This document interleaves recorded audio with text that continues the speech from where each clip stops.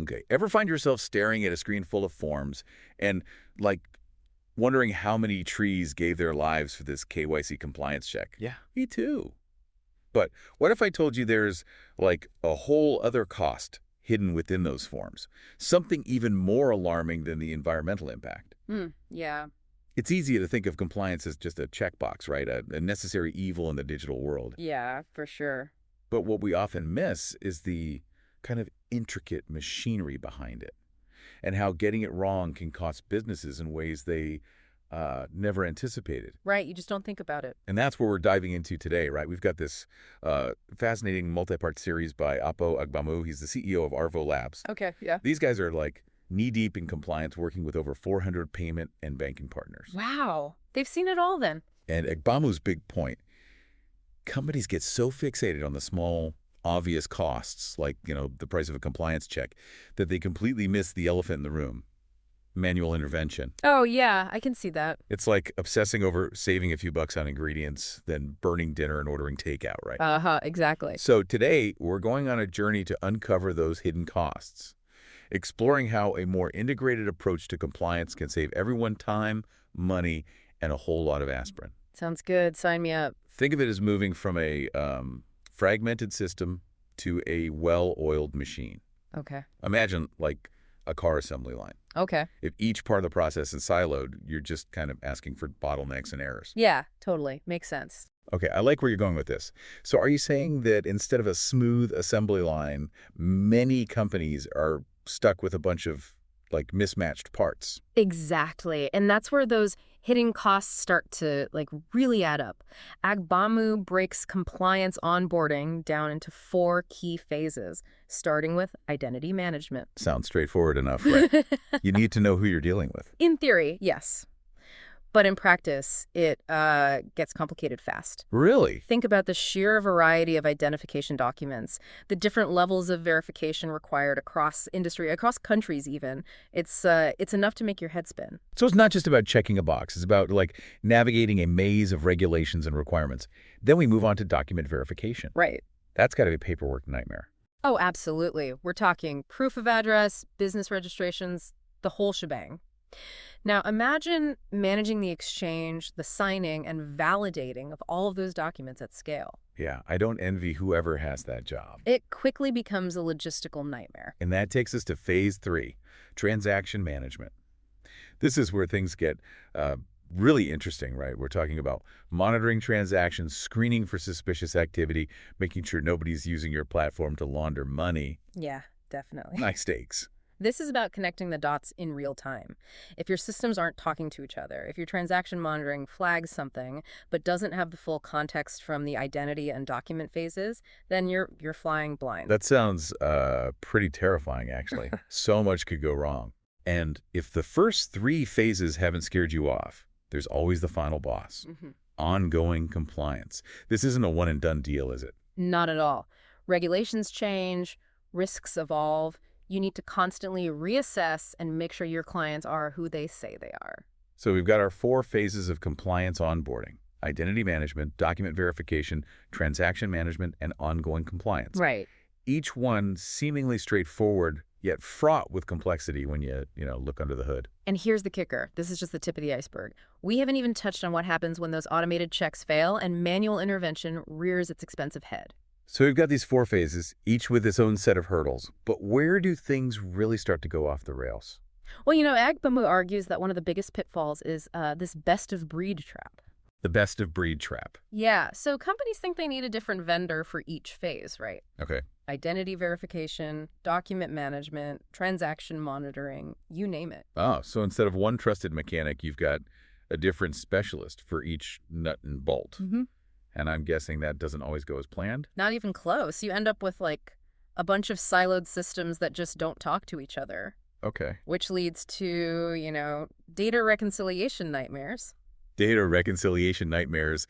Sounds scary. Paint me a picture. What does that actually look like for businesses? Imagine you're trying to piece together a puzzle, but the pieces are scattered across different rooms.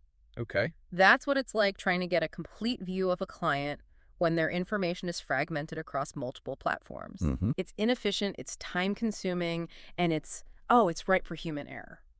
And I'm guessing this isn't just about lost productivity, though, right? Yeah. There are real financial implications to this kind of fragmentation. Absolutely. Agbamo he uses a great example. Imagine a user onboarding in the US, signing a document in China, and then making a transaction in Brazil. Okay. Perfectly normal in today's globalized world, That right? seems reasonable to me. But here's the thing. If each of those actions is flagged by a different system that only sees a tiny piece of the puzzle, Yeah. what looks perfectly legitimate in isolation could be misconstrued as like a red flag for money laundering or fraud. Oh, wow. It's Yeah. like those optical illusions where a single image can look like two completely different things depending on your perspective. Exactly. And when it comes to compliance, you need that full 360-degree view to accurately assess risk. Yeah. A fragmented system is like trying to assemble a jigsaw puzzle in the dark. You might eventually get there, but not without a lot of frustration and wasted effort. You're probably a few missing pieces along the way. Yeah. But it's not just about efficiency and risk, is it? There's also the issue of data privacy to consider. A critical point. With sensitive client information scattered across multiple vendors, you're essentially multiplying your attack surface. Right. You're not only relying on each vendor's security practices, but also taking on the burden of monitoring and auditing those practices across multiple platforms. Oh, man. It's a recipe for disaster. So we're talking inefficiency, increased risk, potential legal headaches, all because a business tried to save a few bucks with a patchwork approach. Yeah. Talk about penny wise and pound foolish. And that brings us to the crux of Agbamo's argument, the often ignored cost of manual intervention. Right. Companies are so focused on those small upfront costs that they miss the massive financial drain of what happens when those automated checks fail. All right, so let's talk about this manual intervention stuff in the room. Okay. What does that actually look like in the real world, and why is it such a budget buster? Okay, so picture this. You're a sauce company. You've just closed a fantastic deal with a new client, right? Everyone's popping champagne. Okay. But before that contract translates into actual revenue, they have to navigate the wonderful world of compliance onboarding. Which, as we've established, might involve someone on the other side of the globe squinting at a blurry passport scan. Precisely. And let's say that manual review takes just 1 week. Okay. A drop in the bucket. Right. Seemingly, yeah. Wrong. If you're onboarding like hundreds of clients a month, Yeah. those weeks turn into months of delayed revenue. Okay, I see where this is going. It's not just about the initial delay. Yeah. It's the domino effect. Bingo. Your sales team is in limbo. Your finance team can't forecast accurately. Oh, yeah. And that eager new client is left wondering if your product is, worth the wait. Right. Suddenly, we're not talking about a minor inconvenience. Well, It's a full-blown revenue hemorrhage. and this is where Agbamu's cost equation comes in, right? Yeah. He actually gives you the tools to calculate how much manual intervention is costing you. Yeah. Yeah. It's eye-opening. Yeah. He uses a hypothetical example. A company onboarding 1,000 new clients a month, with 70% requiring manual intervention and an average delay of, let's say, 5 weeks. Oh, yeah. Even with a modest annual revenue of $100,000 per client, they're looking at a staggering $6.7 million in delayed revenue. Ouch. And to think, we haven't even factored in the operational costs of those manual reviews, the opportunity cost of having your team bogged down in paperwork, or the potential hit to your brand reputation when onboarding feels like a slow boat to nowhere. It's a perfect storm of hidden costs, all stemming from a fragmented approach to compliance. So what's the solution? Are we all doomed to drown in a sea of forms and regulations? Well, Agmamu's company, Arvo Labs, they propose a life raft with their integrated platform, Arvo Comply. Full disclosure, we know they have a dog in this fight. Well, of course, yeah. But their platform supposedly addresses a lot of the issues we've been discussing. That it does. Think intelligent automation, real-time risk insights, customizable workflows, Okay. and a scalable architecture that can handle, massive amounts of data. It's about bringing all those puzzle pieces together in one place to drastically reduce the need for manual intervention. Instead of a patchwork system, you've got a well-oiled machine. Exactly. But a word of caution. Right.